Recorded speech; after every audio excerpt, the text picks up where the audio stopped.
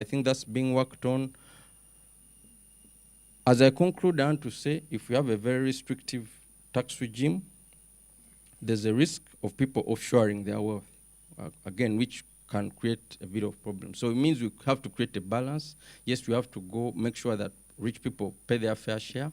We have to ensure that SMEs pay their fair share, but we must have a business environment that allows people to start and run their businesses. Thank you very much.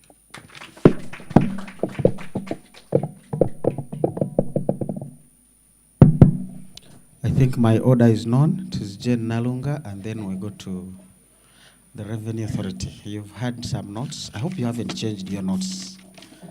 Let the note bias you. I was reading a Chinese proverb here which was saying the wise person make their own decisions. The unwise follow public opinion. So please don't just follow public opinion. Continue those wise decisions you made when you're coming. Jane Nalunga, where are your wise decisions? I have them. Okay. Is it afternoon? It is. Good afternoon, comrades. I will be quick. My thoughts about the whole issue of taxing the wealthy. One, for me, I think it isn't that I'm against taxing the rich, but I wanted to go back to the issue which my brother, Mr. Okuja, raised. How did they accumulate all that wealth? And I think that's where we should start from. Looking at the tax system, looking at the economic system, the trade system. In 2001, we came up with Oxfam, a book called Rigged Rules and Double Standards. You can Google Oxfam, where Oxfam showed clearly how the trade rules make the rich richer and the poor poorer.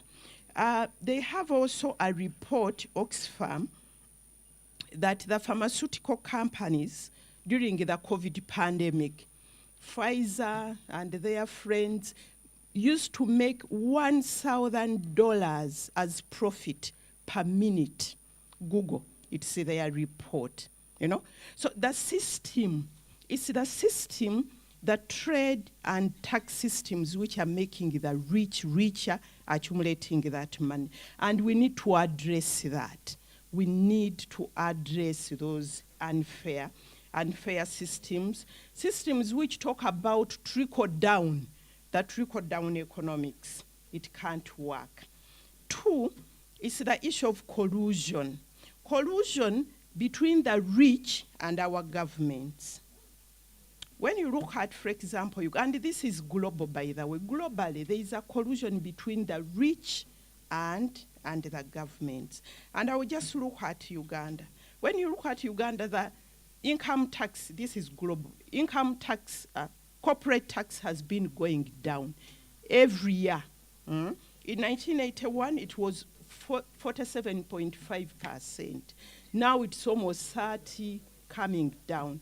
And the OECD is now telling us the minimum tax rate should be 15%. Corporate tax, it's the collusion between the rich and our government. We see in Uganda the tax exemptions which have been talked about, the tax incentives, the privatization. When you look at the entire privatization process in Uganda, it was about taking away from government, giving to the rich. We see government talking about not negotiating the double taxation agreements, which allow corporations to be able to evade taxes. We see the PPPs, public-private partnership, where government gives the rich, the Rubowa, you have had the Rubowa complex, government giving to the rich. So we need to break that collusion. Another issue which has been talked about is the issue of the beneficial ownership. The act is already there. I think it has been gazetted, and I think it's important to roll it out because that's the register where we have to register, and that's where URA can be able to pull out information. So I don't know, is it URSB or you, my brother Mwanje, who is supposed to be able to roll it out, but this issue has to be awareness has to be raised on this issue. The private sector has to be sensitized, and the registration has to go on. We are part of this process, and there are some issues which were left out, but let us start roll it out.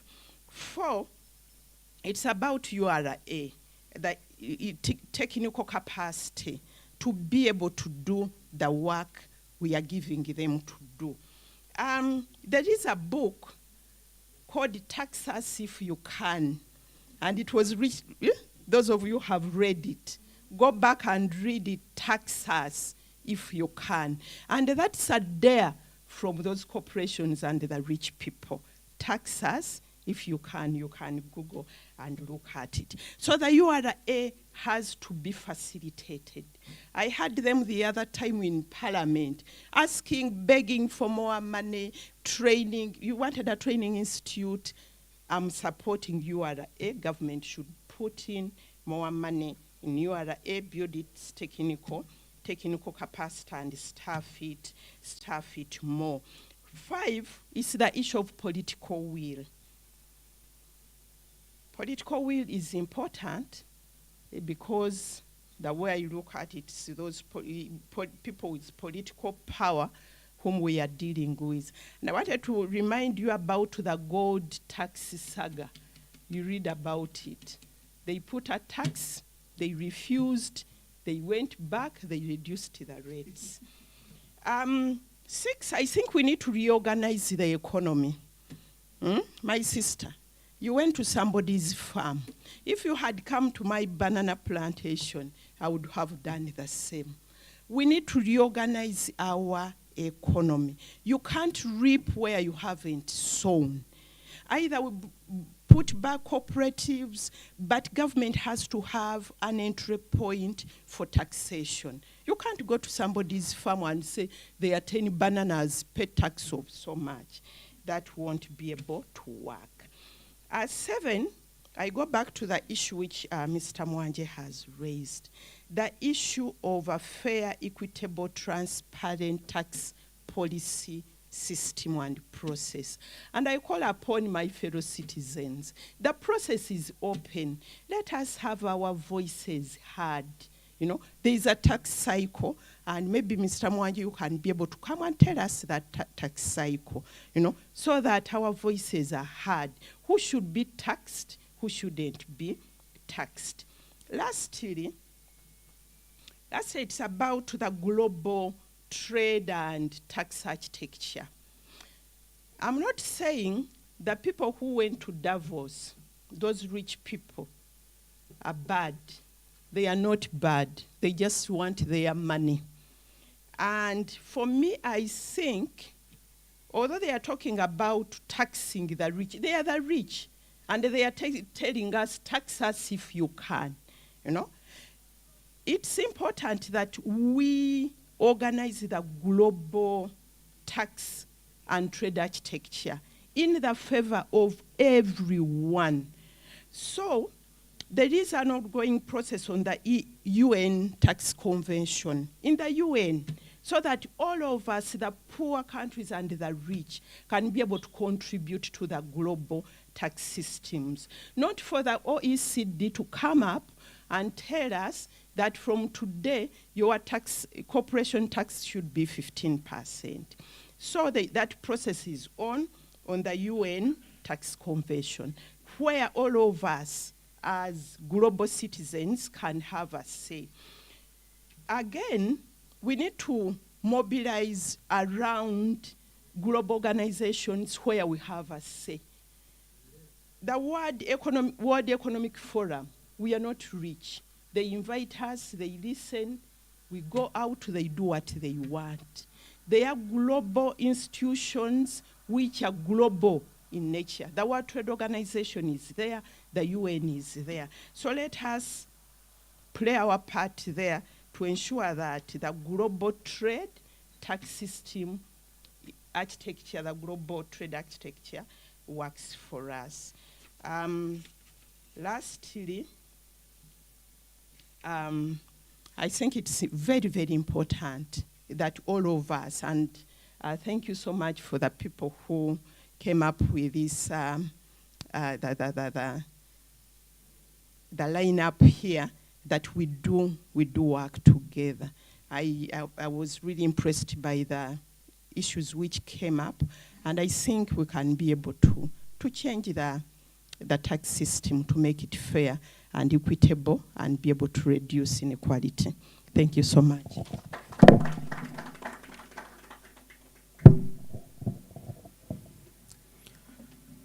She has her views. She has been having them. She possibly has added more views. Bringing you last was definitely a deliberate act, since you're the one who went to the pigsty. If you survived that, you would survive today. The floor is yours. Thank you.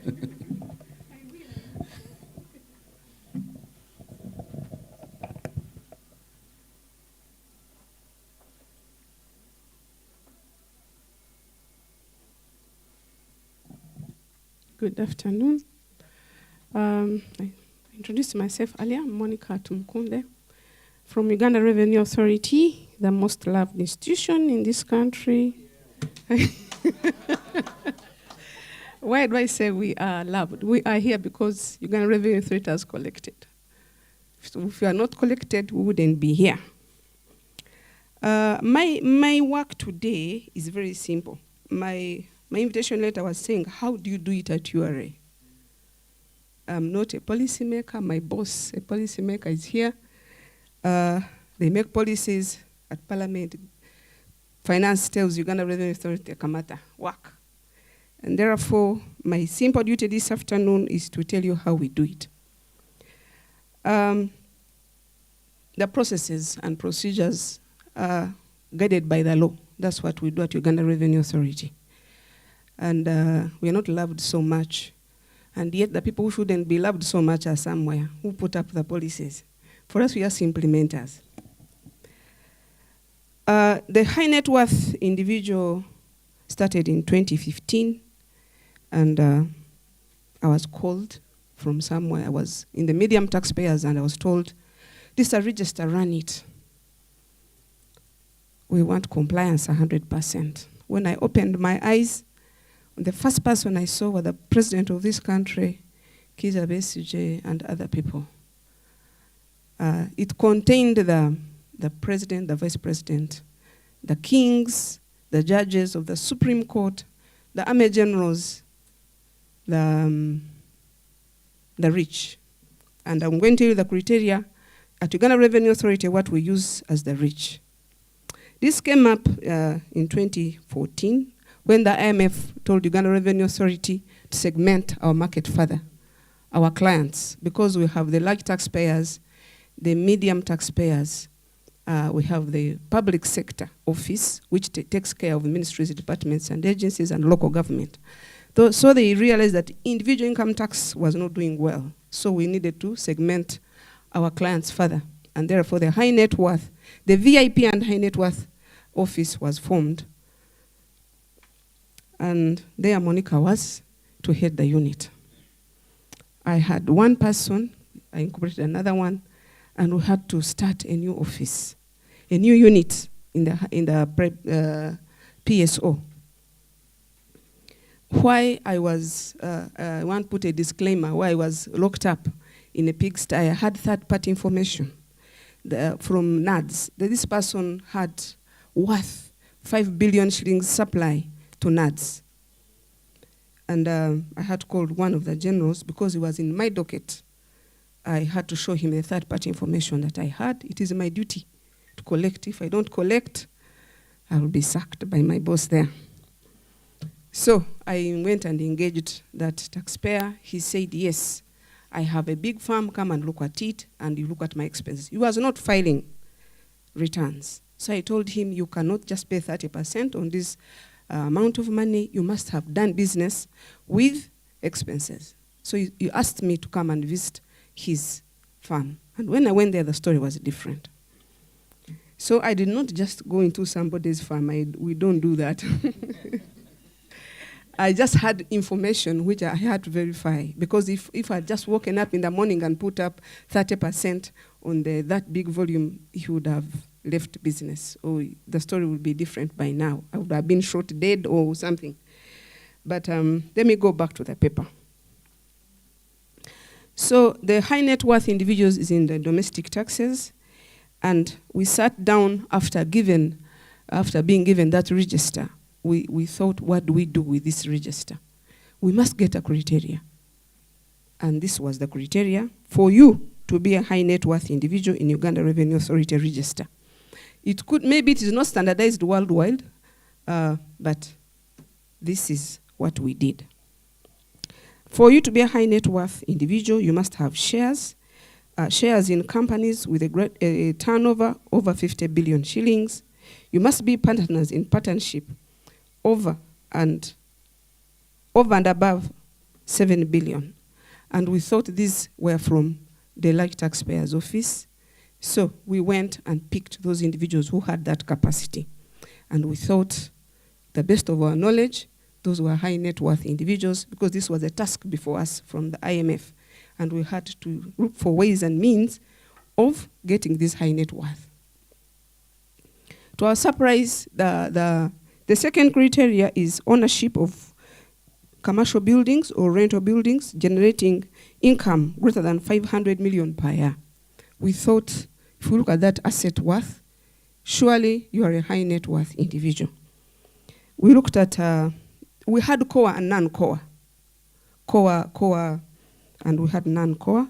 The non-core ones were like bank loans. You simply do not get a big bank loan of 1 billion and above if you do not have an asset to use as collateral. So we thought people who fall within, they could be. We decided to fish. As you're fishing, you don't know what you get. You may get mukene or get this other big fish. Of course, with time, we decided to weed our register, but that we thought that was a starting point. Then we got people who used our data. Uganda imports a lot. So we went into Askuda and picked people who have high amounts of imports. So when you import, it's trade. Expect to sell and make profits, and that's income. So we fished all those people and put them in the net. Incidentally, we got very few people when we used those parameters. Yes, I was... at the beginning, I had a register of 93. So we started, then we sat down. I'm telling you how we do it. We sat down and said, now we have the register, what next? We had what we call SOPs. We sat down and said, these are the following. Let's first inform them that you have become a high net worth. And so what if I'm a high net worth? One, we tried to give them all round, whether importing or exporting. We did what we call CRM, Client Relationship Manager. I know you, KYC. Before I would go to see a certain individual, I would know how you look like, what you've imported, what you've exported, where are your assets. Google, Google is is a very interesting thing. Before I would see Mr. Okuja, I would just know who is Okuja, where does he sit, where does he sleep, what does he eat, lifestyle audit. So the best thing we could do at Uganda Revenue Authority was to massage the ego of those very expensive people. And why were the VIPs and high net worth together? There was a thin line between the VIPs and high net worth. And we had to change the name of Uganda Revenue Authority because we're thought to be very bad people, whatever names you call us. We had to do the rapport. Someone picks a phone call and calls me and say, today I'm importing a car. How much would I pay? And I would just go in the system and tell him how much he would pay. He would not be cheated. Therefore, people felt comfortable when they came into our offices. And most of the time would not even come to our offices. We would find them at a golf course, playing golf. We made it so comfortable to pay taxes, so friendly. We had to change our face. Of course, we have the act, very powerful. It has given us a lot of power. We can sell, we can imprison you, but that we thought that was not the best method at Uganda Revenue Authority of treating our taxpayers. And I want to, I'm so grateful that it has given us, one, our image has changed as an organization. You can pick a phone and call Uganda Revenue Authority. Two, we had, when we decided to massage the ego of those people, someone would sit down with him and make an interview. Otherwise, someone can lock you up. What will you do? Lock you out and say, I don't want to see you. One of these rich people. Because he'll make one phone call and you're in prison. There's a time I had a table at my Commissioner General's office. Because every time I would touch someone, she would pick a phone call and say, Ate Moniko Kozechi, what have you done so and so? What have you written so and so? So that has changed with time. They have realized that they have to pay taxes. Anybody, a small officer, one of the judges of the Supreme Court, I'm just going to tell you reality. There's nothing written down. I'm just telling you how I run it and how it has. He called me. I said, the judges are called what? A very big title. You have to look for it before you see him. Before you talk to him, you have to Google, get the right title, get the right offices where he sits. Because if you dare make a mistake, you're finished. So I called him and said, who is Monica? I don't talk to small people. Tell that girl, one of my CG's name, tell that girl so and so to call me. That is my Commissioner General's office name, for God's sake. You're calling her small girl. But I mean, that's what we go through. But it has earned us a lot because the amounts could not even be very, they are not a lot, which is not, but people's attitude has changed. One of them, I called them and said, me, I pay tax? Since when do I pay tax? I told him, I'm not going away until I make an interview with you and I'm going to audit you. And he said, how dared you audit me? All the way to Gulu, I was to Gulu. And someone told, how dared you audit me? Who sent you? I said, nobody sent me. You're doing business like any other person and you're going to be audited. And let me tell you, the person had not been audited for the last 25 years because people were scared. So I think this unit was a blessing to Ugandans because people who would not pay tax, because people are not untouchable, are now, they have come to realize that taxation is very important. And therefore, this iniquity I was reading through, I said, really? Is there a very big? Yes, it is there, and we can never stop it. Even these fingers are not, even these fingers are not equal, right? We can never be equal. But we can try and distribute the wealth. And by the way, by calling them those names we are calling them, it's not right. We should encourage them to work harder. I come from where we love cows. You cannot milk a cow and kill it. I think we should give this cow more grass, more water, so they give us more milk. That is my perspective from what I have been doing at Uganda Revenue Authority. And I've come to realize that maybe tax policy makers, we need to talk. We need to talk to know what is happening. We have a highly informal sector. Getting data from a formal sector is very complicated. I have a mother who earns more than 5 million shillings per month. I earn 3 million shillings for God's sake. How do you tax her? How do you get her expenses? We have a big job as a country to educate everybody to do bookkeeping so that you know what her expense, what is her profit. Because this is income tax. And the majority of our high net worth are not employees. No, they are business people. Because employees, one of the criteria is the high value cars. Someone owns 10 cars and they're all 400, 800 million. So when you go into the system and you see Monica owning 5 cars, 800 million, for sure you're high net worth. And we call you and say, you have imported these cars. We don't see your source of income. Somewhere, when you talk to him properly as a human being, taxpayers and tax collectors are human beings. Will you bring the arm of the law when somebody has failed to perform their duties? That's when I've always told, I work with very young people. The Income Tax Act, section this says this, hey. I tell them, let me tell you, this man you're talking to doesn't care which section of the law it is. He can even wake up one morning and go and change it. Tell him taxes are worth to be paid. And we are all going to pay them because this is our country. Foreigners are not going to come and build our country. And when you talk to them like that, they listen to you. Another point I wanted to talk about was how we do it. I don't want to talk about the law. I'm not a lawmaker. I just want to talk about how has this unit that was formed at Uganda Revenue Authority, how impactful has it been to everyone? How impactful has it been to the society? Because some people come even, we put up a disclosure, voluntary disclosure for high net worth. If you could see the information they gave us, it was unbelievable.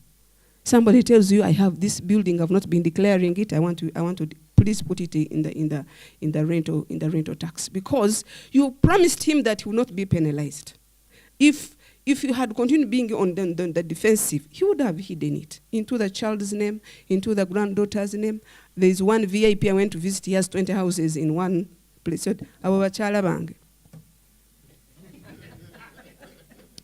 So I have seen a lot. I have seen a lot.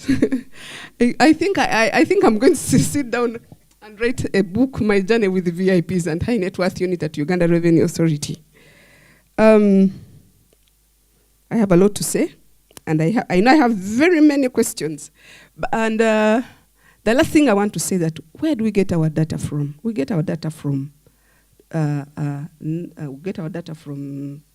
one. I want to thank Casita for being part of us. They have really helped us get some people.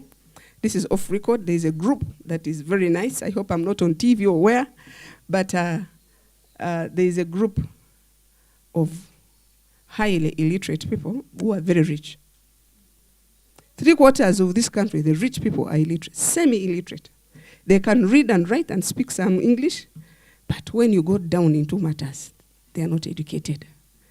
But I want to thank Casita that has helped us. Because you can look for someone, you are them going to siba. Even sometimes when you don't go, when you're going to siba them.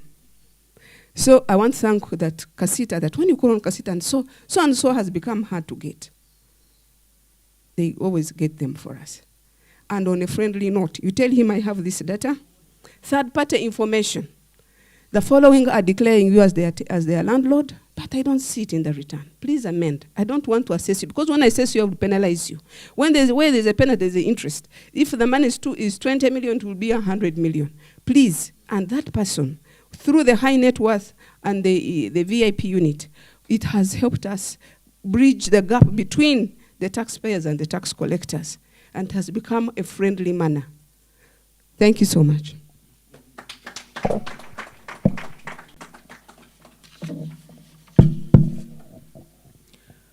I want to buy the first copy of the book. As you notice, this was just the first 1 page. Now, what if she writes a book of 80 pages, leave alone 280 pages? You'll forget you haven't taken dinner as you read that book. But these are the realities we face. As I said, President Trump and his taxes, we realize that the net worth we're looking at here don't even lobby government. They actually capture the government. They are the government. They no longer need to lobby it. You bring a law, they go and change it. And before the court process ends, they would have gone to the judge, and the judge would say, but which law? It was expunged, and whatever else goes with it. So really, the best way is, as she has told us, show them that nobody is going to develop Uganda for us. You are also here, you need a good road. You need that good hospital. We saw a minister who had to suffer with the hospital. So tell this guy where your farm is. When you fall sick there, Mulaga and Nakasero will not save you, because you will be here. In Kanungu, you will be here. I don't know where in Luero. So can we do something about Nakaseke Hospital by paying the taxes? So this is a conversation we're looking forward to, and I'm really praying that The high net worth conversations are taken even to the small net worth conversations. Because you seem to have developed a very good rapport with them. I wish this was the culture in URA across. So that even me who pays, I don't want to tell you people, just in case you get to know how poor I am, or how evading, I'm surviving or succeeding. But you know, there are many things. Now we are out to you. You've been listening in. Let me see how many first 3-4 hands that we can pick. If you have a comment to make, let's make it brief so that as many of us can actually be able to make a conversation. Julius here, I see another hand there. Those are 2 hands coming in from men, a 3rd hand from a man. So no more men, just in case I have issues with Jane Nalunga and Monica. The men can come back in another round. But if I fail to find a leader and they're still thinking, sometimes they take time to think because they have many issues. When you reach a compound and the man says, oh, these are my wives, and really the people know they have their own husbands. How are they going to resolve that? Big data analysis will capture it. Julius. Thanks, Fred. Really, it's brief, and comrades for educating us about high net worth individuals. I just have the comment I have is how can we grow high net worth individuals? And I think I take it from my brother Orgembe. Is because we need more of them. I would believe you would want to have your register increase to probably like 5,000. How do we grow that? And I think for me it also goes to how do we make sure that our tax policy encourages production rather than before you start an email comes up and say, please, you are supposed to pay this amount of tax. Yes, so I mean, exactly. You bring a car and immediately before if it's for a passenger service vehicle, before even it starts, you have already paid. So, how do we do that? I think for me that's my biggest challenge, because we have so many people who don't want to get on the register simply because the tax rates are very high, or they fear they will be arrested, like you rightly said, and is out there. That we need to do that. So that's something I'm really grappling with in terms of how, because we need these numbers. If there are more, we can get money out of them. Lastly, I think is the issue of taxing the value, and I think really, I really loved that. Why have we been having such a missing link?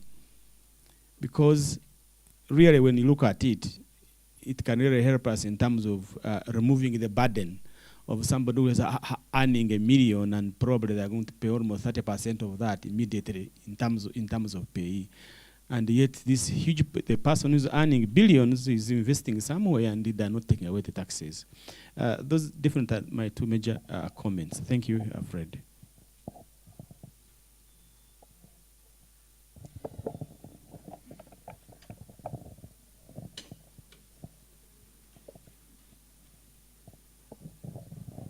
Thank you very much. My name is Francis Kabuye from the Federation of Small and Medium Enterprises.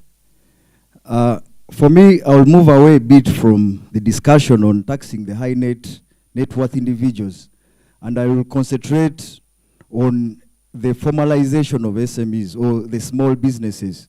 Because if we are talking about widening the tax base, like what Madam Nalunga said, we need to interest the small business holders to pay taxes.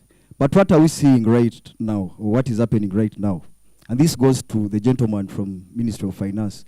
When you look at the budget framework paper, the SMEs or the small business owners are interested in knowing what portion or the accountability of what they are supposed to contribute, or the tax contribution.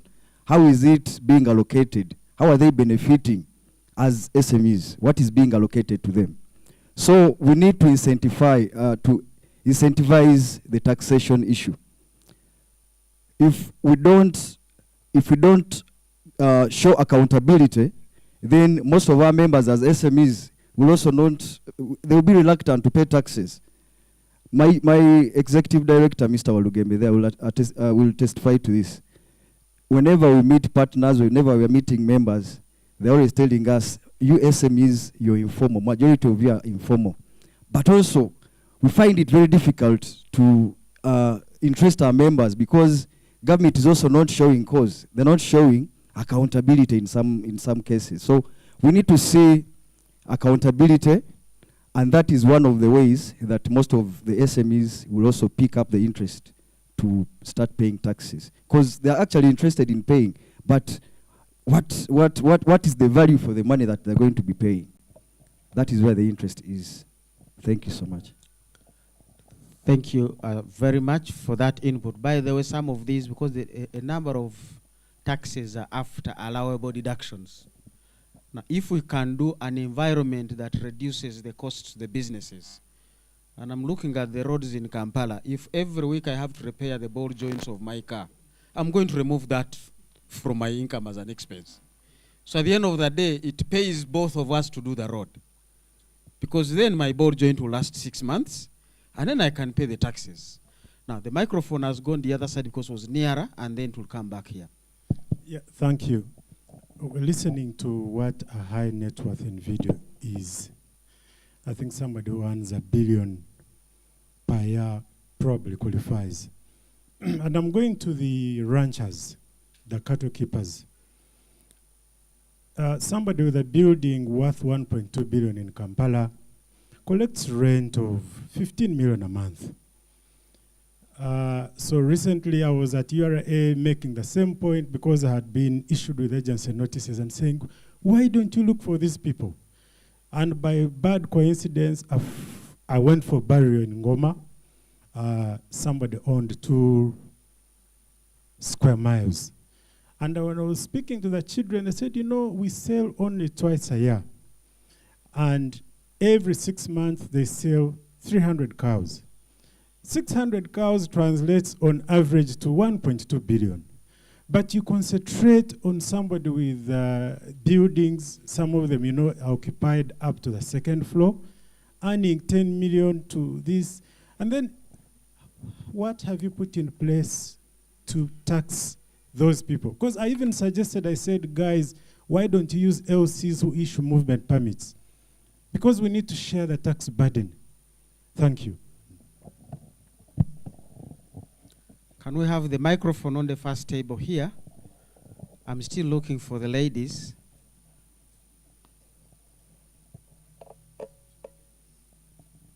Yes, on that table, I think I saw 2 hands. Let's clear that, and then we'll get back to some comments. Thank you so much. I want to begin by thanking Oxfam and Siatini for this wonderful workshop and your comprehensive presentations. My name is Patrick Ochan, Member of Parliament. I represent Apache Municipality. I want to begin from the point of correction, and I want to correct Mr. Kagwa, who stated that members of Parliament do not pay taxes. They have money to exempt themselves from paying taxes. That is not very true. To all of us, members of Parliament pay taxes just like any other individuals in employment through payee. We pay taxes through payee. I can avail you my pay slip and you see what I'm talking about. Thank you. My concern goes to URA and Ministry of Finance, who are represented here. Members, you're aware Uganda as a country, just like any other countries, in the past 3 years, suffered a lot of shocks as a result of spillover effects of wars from Ukraine and Russia, and also as a result of COVID-19 pandemics, and consequently, many businesses closed down. I'm aware in URA or in Kasita, in your databases, you must have noted this. And even Uganda Investment Authority should have noticed that many businesses closed down.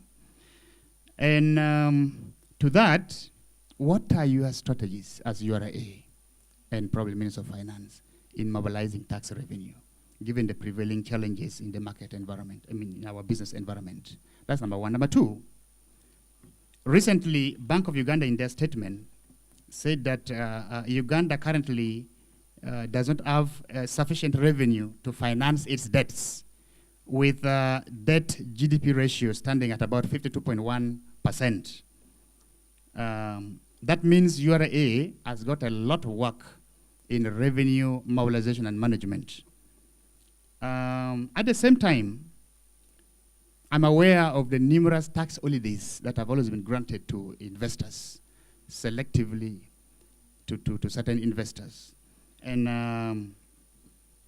I want to know from you, your position as URA, your position as Minister of Finance, about these the numerous tax holidays that you have been granting to investors. And if there is any document that URA and Minister of Finance would not want to avail, is a list of investors that benefited tax holidays over time. We have always asked for this as committees in Parliament. They have failed to avail us. So what is your position given the current condition? Thank you so much. Last one over there. Thank you very much. My name is Andrew Biaruhanga and Resource Rights Africa. Mine goes to Council Kuja. And in this, you gave us that scenario of where the big guys are investing in government bonds and enjoying the low tax on interest, if it's 10 years and above, and guys are enjoying. And then in it, you also hinted on inheritance tax as maybe an avenue to expand the tax base. Now, in line of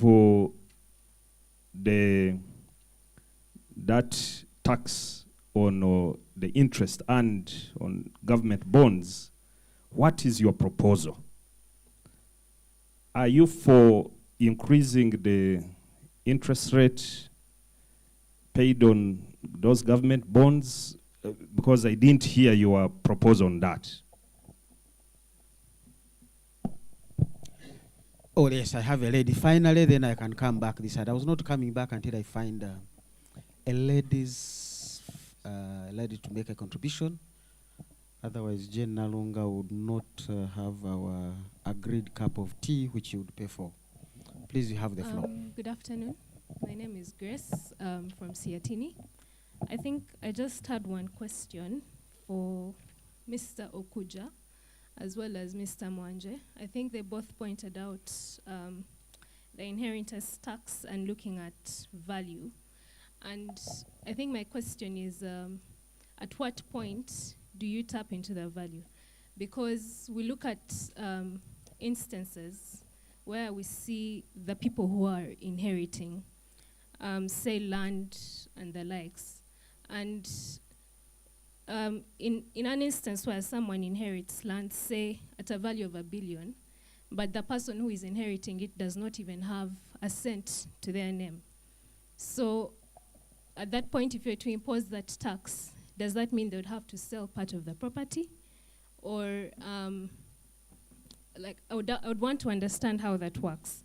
And then in terms of just one emphasis on beneficial ownership, the fact that one of the things that we've often seen is the politically exposed persons seeming to go unnoticed. And I think that's one area that needs to be looked at to emphasize that these persons are those who are directly and indirectly controlling some of these entities can be brought into the bracket as well. Thank you. Thank you very much. We're going to first come here and address those questions, those with them.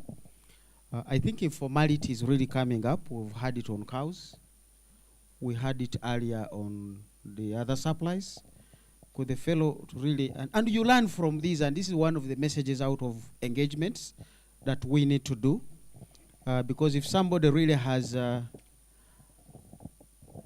third-party information of 5 billion, but you go to this gentleman and tell him, I know you incur costs, so I don't want to apply 30% on your 5 billion. Let's sit and have your book sorted out. So even this man of cows who sells 600 cows, he has costs. But because of informality, he does not compute what he pays to the herdsmen, the salt, the treatment, all sorts of things, plus the investment he made in buying the land, and many things. So these conversations, and the other thing we need to be adding in the taxes is actually, it is to help you formalize and understand your business. Before you even pick the tax, you may actually not pay any tax at the end of the day, if you go to them. In my world, we went to help somebody who was really having a high invoice on wages, payment for his staff, and we simply said, we need to cut down your costs. So we said, for this month, we are paying cash. Bring all the employees and the 80 million shillings you have been paying your staff. We are going to pay them cash. We paid all the staff, and there was some 35 million shillings remaining. And everybody had been paid. So somebody somewhere was cheating him 35 million every year as an inflated wage bill. So helping them to formalize is also good for their own benefit. And I think that's really the conversation. Mr. Kuja, you have some responses to make, and then I'll move to Dan Mwanje, and then Monica. We are writing the book. We have to. Thank you, moderator. The questions have been asked relating to the withholding tax on government bonds and inheritance tax. Let me start with the interest, the withholding tax on government bonds. The whole reason why we are having this discussion today is really to come up with mechanisms of how to reduce the gap between the haves and the have-nots through taxation. And I was basically trying to highlight the fact that the tax law that we currently have seems to favor the wealthy. And when I talk about wealthy, I mean those individuals who have assets. Wealthy persons, from my understanding, are individuals who are asset rich but cash poor. They have several assets, and they're able to use those assets with the financial institutions to get loans that they can then use to spend for their day-to-day activities. So we're looking at the individuals who have assets as opposed to those who have cash. There are so many individuals whom we consider to be high net worth just because they are buying 1, 2, 3, 4, 5 cars. Those guys have cash, but they have no assets. I don't consider them to be wealthy because it is just something small can happen and all that disappears. So when we talk about wealth, we should be looking at assets and how best can we tax assets. Now, assets are best taxed when you look at the value that accrues or accumulates on an annual basis on those assets. Of course, the discussion around taxing assets is a difficult one, and that is why many countries do not tax it, because taxes require cash. When you get an assessment from URA, they require you to pay cash. But these wealthy persons have assets.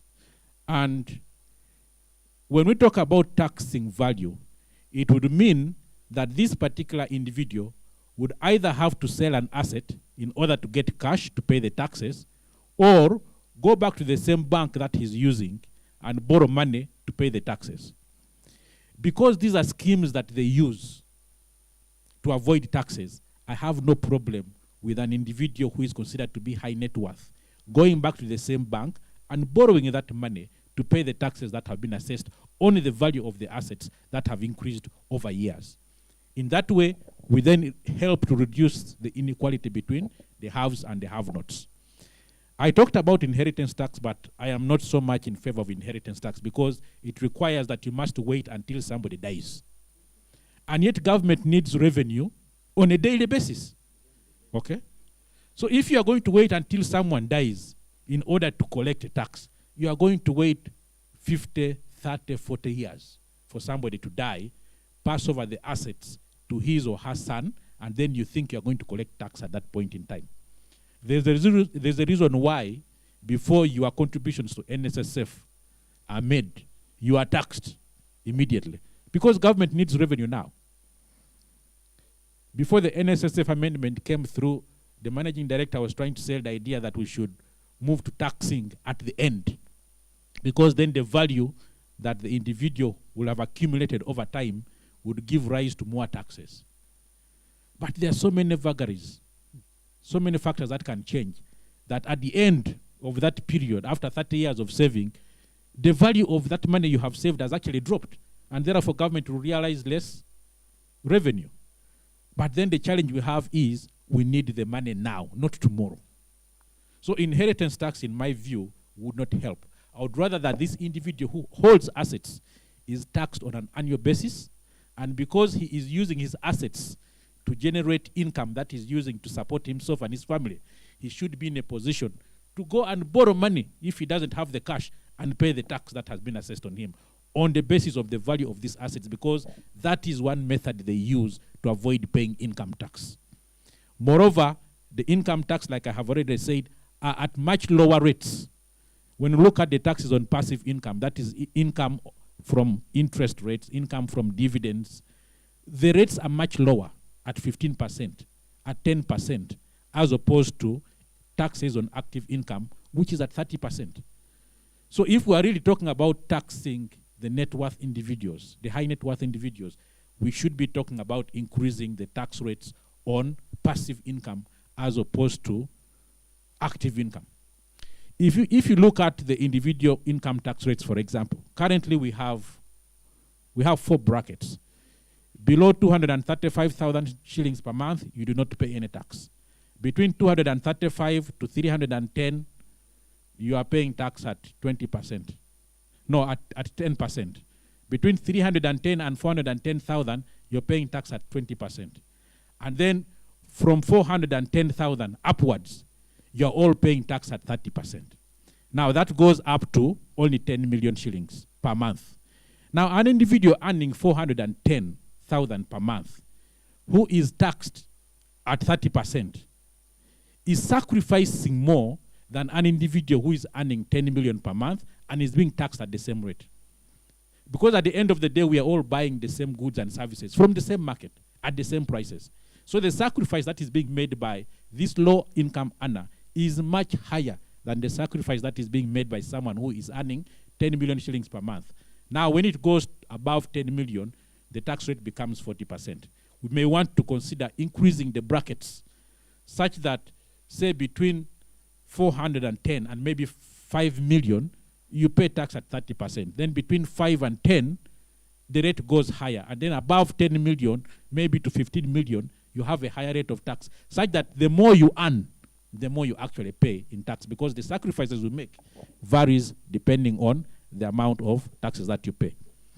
So I thought, I hope I have answered the 2 questions. Only the appropriate interest rates, that is not for me to decide. The policymakers have to decide that. But if we are to get more revenue from the high net income earners, then we need to think about increasing the tax rates on these passive incomes that these people rely on for purposes of their survival. Thank you. Thank you very much. Jane, why don't you handle the question that came from Julius? Thank you so much for all the questions. Julius, your question, how do we grow high worth net individuals? If we concentrate on those individuals, that's the trap of increasing inequality.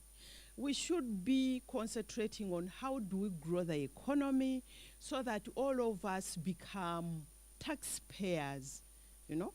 And I want also to go back to the issue which the Honorable has raised about organizing the economy, growing the economy. And when you look at the budget framework paper, how much we are putting into agro-industrialization, manufacturing, it's very, very little money. You know, we are discussing this budget the other time. In fact, at CS Bank, there is very little money to UNBS. So how do you trade when the standards are poor?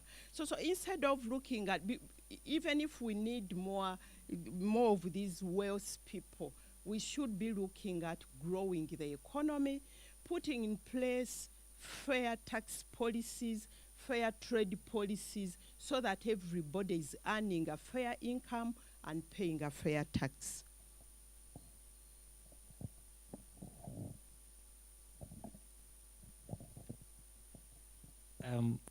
Thank you, moderator.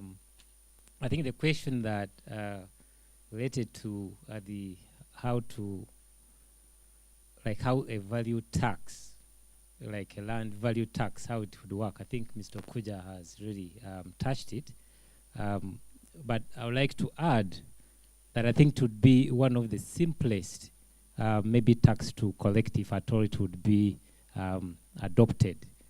I have to mention again that this is not a government idea per now, but maybe it will be adopted. But it's a question of applying a rate, maybe like 0.5%.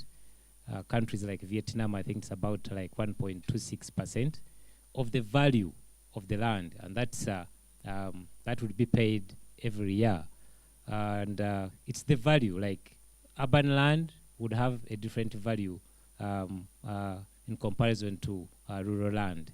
So of course, valuers would definitely do their job to say that in this particular area, the value of an acre of this land or this property is so much. And of course, what URA would do, if the rate is 0.5%, then it's 0.5% of say 10 million. And then that's what you would pay as tax. So that is how, for instance, a land tax, it would work. It's very easy, by the way, to administer, and it's quite progressive because, you know, the more land you have, then the more you pay. And of course, even the higher the value of the land, then that means the more tax that you pay. So I think that's how it would work.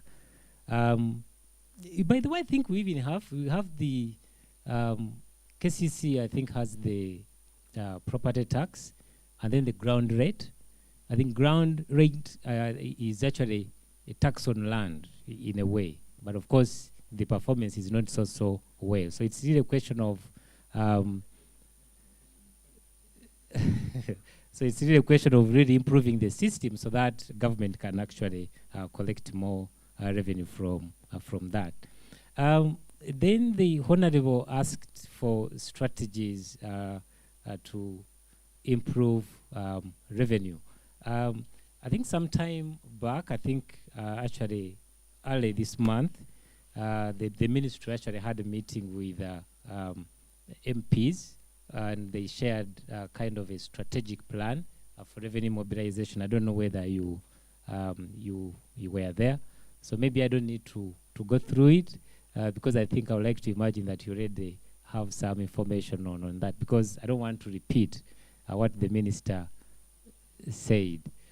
Yeah, but there are quite a number of strategies. I mean, like to increase revenue, domestic revenue by 0.5% of GDP annually, like improving tax policies to create a sound and buoyant tax system that continues to promote industrialization, social welfare, and private sector development.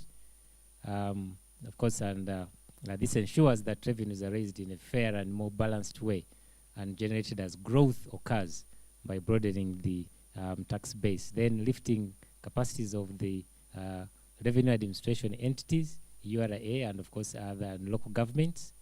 And then improving citizen perceptions of taxation. People need really the culture needs to change, you know. This money doesn't go in somebody's pockets, but it is spent, you know, to deliver services. And then to enhance transparency and accountability in the tax system by increasing involvement of key tax policy design and implementation. Of course, I mentioned this. And then there's another objective to improve the progressiveness and fairness of the tax system. Like looking at, this is not, of course, these are ideas, but they're not that something that, it's not policy yet, they're just strategies. Like reviewing the personal income tax exemptions for public officials and expatriates and consider their removal. And then review the personal income tax threshold and bands to ensure that the tax system does not unfairly reduce disposable income, and etc. Of course, implement a simplified presumptive tax regime. That one is also there. And then also the other objective is to refocus the excise duty regime towards addressing negative externalities associated with decision of economic agents with a view to ensuring realization of more efficient socio-economic outcomes while maximizing revenue realized from excise duty. Some of the strategies to develop a broad environmental tax regime to cover a wider scope of pollutants, to reduce the harmful impact on health and on the environment, and then to rationalize multiple excise duty rates, to introduce and enforce strict regulations with regards to production, distribution, and consumption of alcohol and other excisable products. So that is also that. And then also to develop, another objective is to develop a strong extractive industry taxation regime. And then to provide the right incentives to support industrialization and development of domestic value chains. And the last one is to establish an appropriate evidence-based tax expenditure governance framework. Of course, we talked about this. And of course, a tax expenditures rationalization plan has already been adopted, and implementation is ongoing. So basically, just to answer your question, those are some of the strategies that are being thought about to see that revenue mobilization is enhanced. Then you also had a question of the list of tax expenditure recipients. A report is actually, I think since 2021 and then 21-22, I think a report on tax expenditures has always been like a statement. It's presented to Parliament, so which has actually quite a lot of information on the nature of tax expenditures that are issued or that are allocated, and how much revenue is foregone by giving those tax expenditures. But maybe your interest is on who exactly. Maybe that would be the information that we now need to be compiled and included in the report. But remember, the format, of course, has to be approved because you know how government works. So I'm not promising that it's going to be provided, but there's a demand for that information, and we are gonna try to talk to our seniors so that they can give a go-ahead to provide that information. And I think the other question, I think it came from, I don't remember his name, I think it was Kabuye, on SMEs. How are they benefiting, from the expenditure? I just want to, I think, refer you to the budget framework paper, because it has really a lot of information on where the money goes. And SMEs, of course, are catered for. So I'm sure if you read, that document, you would see the number of areas where government is spending money to support SMEs. And, of course, private sector development, and it's part of that. So really, government is really doing quite a lot. And there is a lot more in plan, especially to support SMEs to grow. And like as government is trying to see how to, bring, people in the informal sector into, the formal sector. There's quite a lot, maybe training them and, assisting them in any way that government can, to support them to grow, but also to formalize. So quite a lot is being done, and the information is available in the government documents. Thank you so much. Thank you very much, Dan Mwanje. Monica, the rest you didn't seem to have questions, but Monica, give your response, please. I wanted to respond to the rancher, the people who take a lot of cattle, and at the end of the year, they earn a lot of money, and they go scot-free.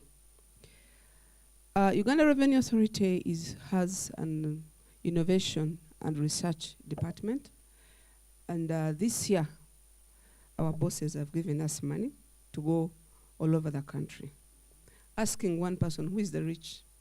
And honestly speaking, you don't even need data. When you go to my LC and ask who is the rich, they will just say so and so is the rich. And when you ask why, data will be given to you. So it's simple. So such people will be identified, and and not necessarily that they even have a lot of money. You've not gone deeper. How much was the land? What are the running costs? You know? By the time they get their 1 billion, you might find 800 or 1 billion is gone because they are very poor at bookkeeping.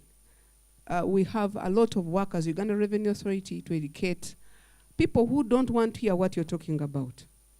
Because you come with a bus, these days we have 4 buses, Tujenge buses. We go play music and people come and we tell them about taxation. Once you hear, you go to Chukubo. Kasit actually is doing a good job. We are protected, we have soldiers, because no one wants Uganda Revenue Authority. So you call people in a hall like this one, you call about 500 people, you receive 10. The next day they tell you, anti-Uganda Revenue, temut. All that you do is to add tax. But no one wants to hear about taxation. And you cannot enforce people. You cannot go to their shops or go to their homes and pull them out. So we also have a big job that we are selling this service that is not loved. And when you try to make it loved, the other day I was almost stoned at that. How I am giving preferential treatment and specialized treatment to VIPs, that everybody should get that kind of treatment. So we are in behind the hard place and the rock, and we simply cannot make certain ways easily. So the rancher, we have a job of tax education and selling a service that is not loved. So my humble request this afternoon is that all Ugandans go and tell people that they have to pay taxes. The other day somebody was asking me, where does our tax go? I said, me and my wife, if you buy 3 kilos of meat and you call 50 people, is that enough for the 50 people? So we pay less tax, we get less services. Good afternoon. A good afternoon indeed. I don't know whether any of my panelists has a closing remark to add, because we want to go for lunch. Nothing to add. I think, as they have all mentioned, there's a lot of work to do to grow the tax base. But we must also use the little money we collect well. We can't say it's little. You can't say you have given me little money, therefore I've eaten it. Give you money, go and buy sugar. Say it was little, I ate it. So the little we collect, where does it go? That is the issue. Thank you. Thank you, John. When I have my own loose change, yours change mixes with mine. You have the floor, sir. Just my simple closing remarks. It's like I've been chatting with Jane Nangambo with day. And what Kasita we do, we don't report people who don't pay taxes. But what we have done in partnership with URA, we have a sensitization drive of perception change so that Ugandans understand their obligations. And by the way, this, we told them, the URA is energizing its enforcement team. The moment you invade taxes, they will get you. And when you get, you're out of business. So what are you supposed to do as a trader, as someone in business? Comply. So that's why we set up a special desk, which has been facilitating people in business to file returns and even carry out more tax consultancy. So with this, I think it's contributing to the growth of Ugandans who are willing to pay taxes. So if every Ugandan can do whatever he can to change the perception of Ugandans, I think we shall achieve a lot. Thank you. Thank you very much, everybody. This is all we could do, but I want to believe it was a lot. If it wasn't a lot, it was sufficient for today. Tax matters, as we've all seen, we cannot discuss and finish them. It's a journey we continue doing, but we have raised very important things. I hope we have a good recording of this conversation, because it's going to help us quite a lot. Allow me to let my panelists go. As you clap for them, please appreciate the panelists. Thank you very much, everybody. My panelists, you have really added value to this, and I also want to thank the Oxfam president of the report and everybody who has been part of this conversation. I'm trying to avoid standing between you and your lunch, because lunch was paid for, and the person who is serving it needs to pay taxes as you eat. There are those who pay as you go, but also we want to pay as you eat.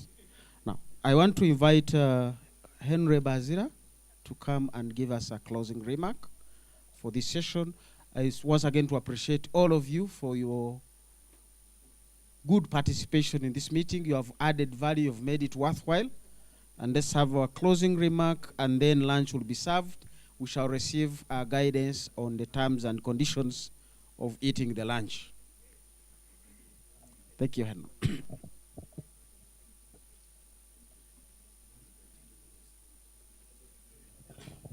Now that you don't want to stand in between people's lunch, how much time do I need to use? Good afternoon, colleagues.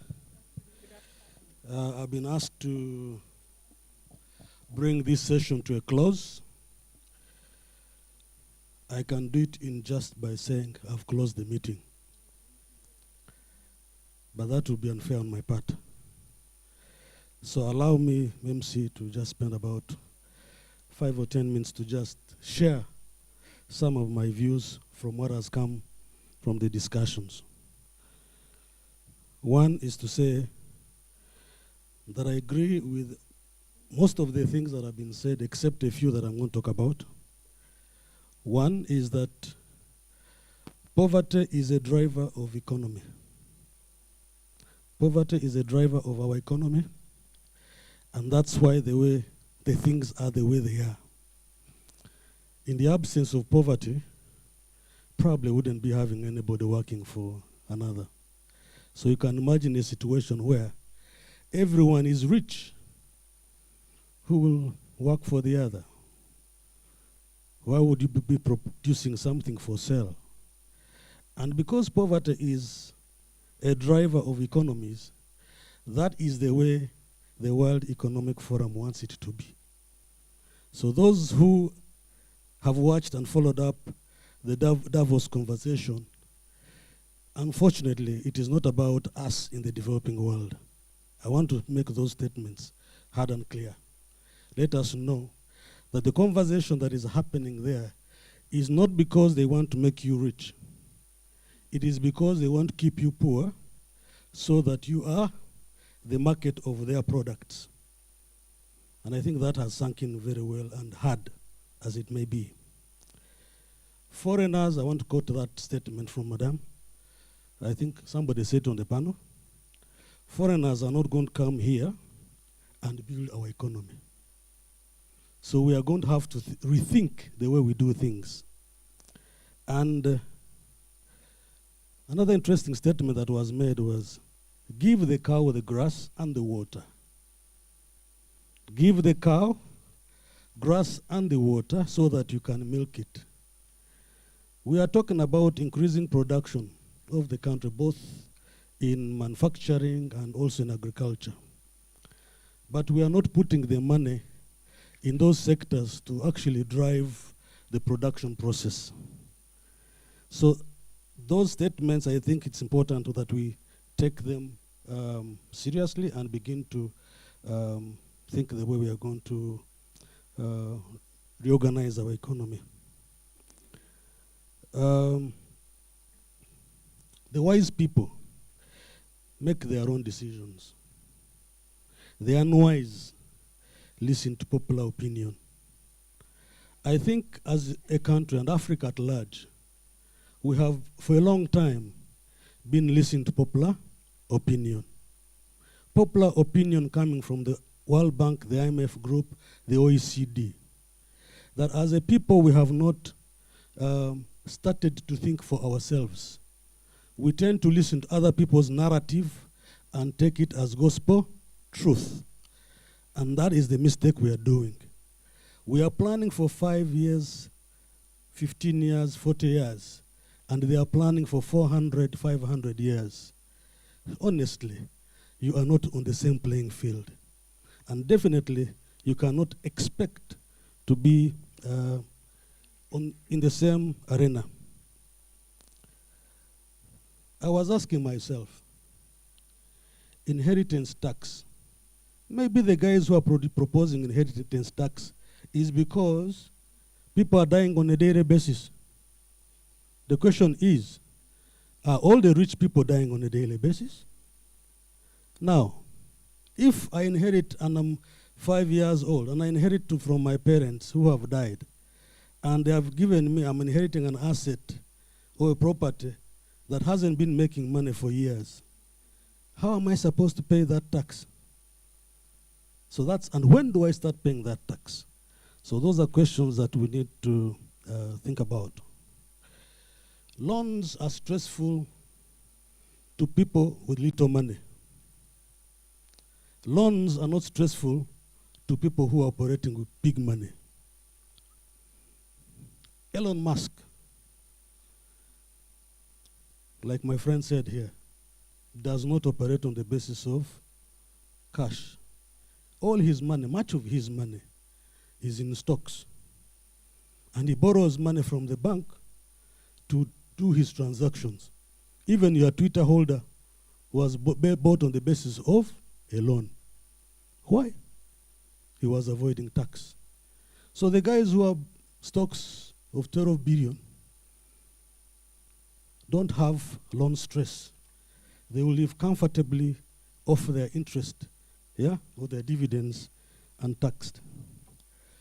We have a big challenge of taxing the wealth, the value, because we risk the things have already been said,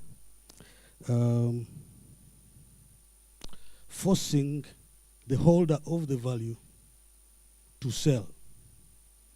Now imagine a situation where somebody has inherited 100 acres of land, or 4 square miles of land, that has been unproductive in Uganda, and he seems not to have ideas. You are forcing, you're actually disenfranchising that person. So we need to think about that. Now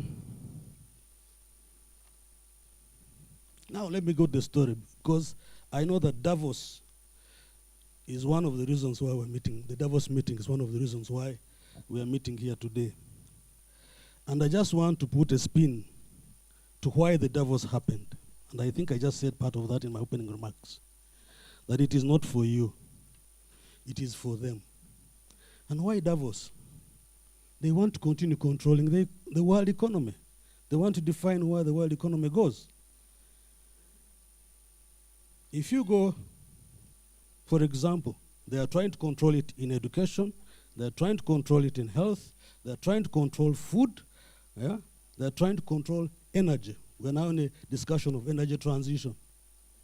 Somebody is saying that he wants to control your health by providing you with vaccinations. He wants to control your health by introducing what is now called the pathogen economy. Pathogen economy, where people make money in split seconds. They produce an antigen and a virus, an antigen, in less than 3 months, and they reap money globally in a flash.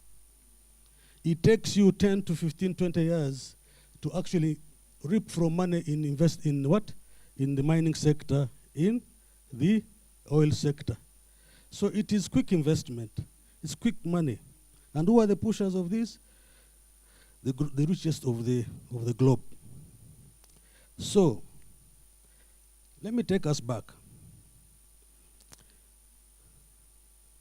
From the Second World War, when countries in Europe were facing stress, we established the World Bank institution.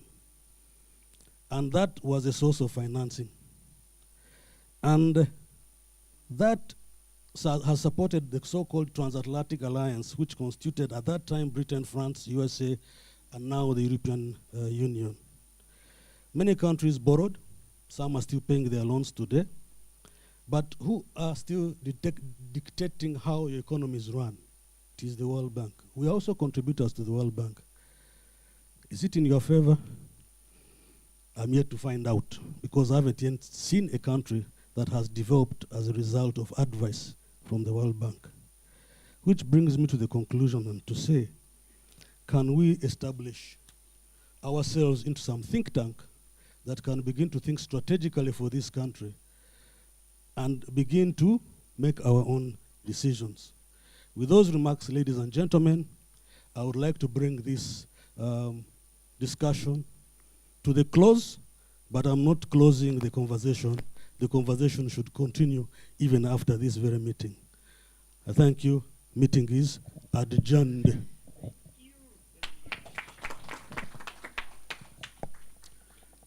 Thank you very much.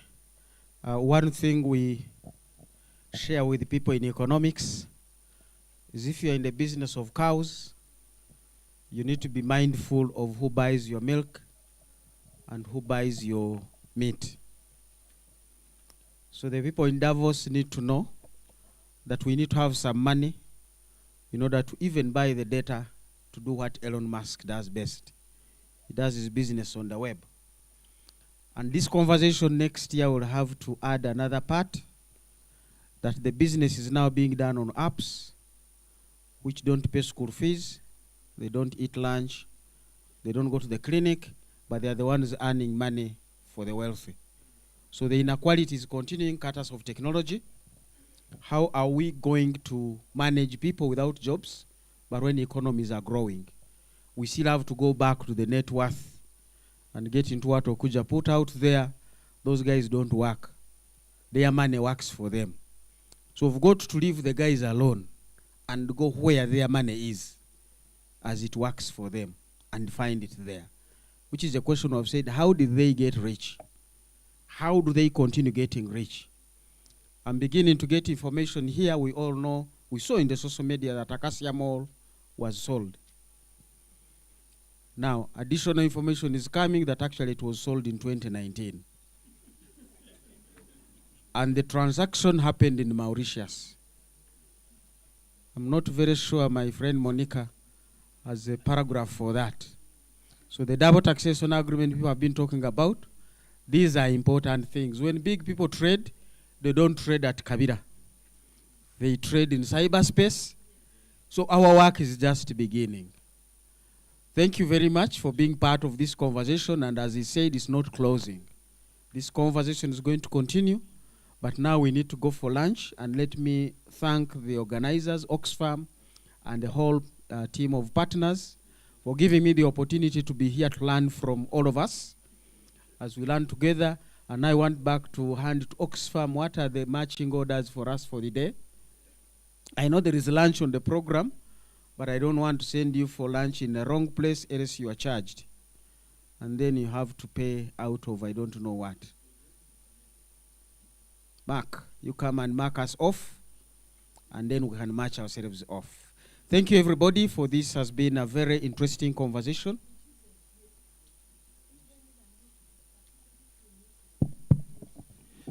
Good afternoon, everyone. Thank you for honoring our invitation. For lunch, we'll go down to the restaurant. We'll find people that will guide us from there. Thank you so much.